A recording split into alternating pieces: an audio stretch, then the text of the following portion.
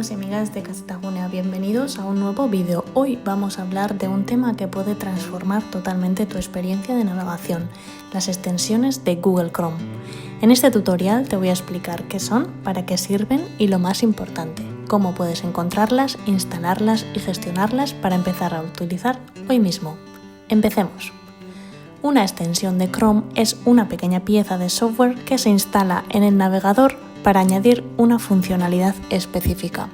Pueden hacer muchas cosas, desde bloquear publicidad, corregir tu gramática mientras escribes un email, tomar capturas de pantalla de páginas enteras, organizar tus contraseñas o incluso recordarte que tomes un descanso. Mejoran tu productividad, seguridad y personalizan la interfaz.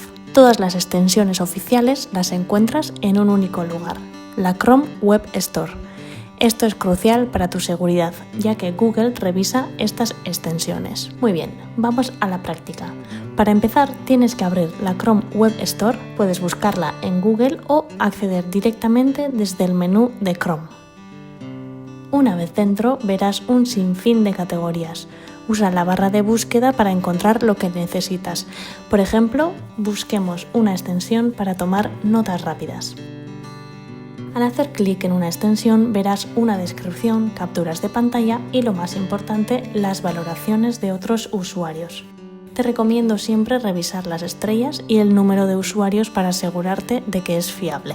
Para instalarla, simplemente haz clic en el botón azul que dice Añadir a Chrome y aparecerá una ventana de confirmación que te avisa de los permisos que necesita la extensión. Pon mucha atención a esto, asegúrate de que los permisos son lógicos para lo que la extensión promete hacer.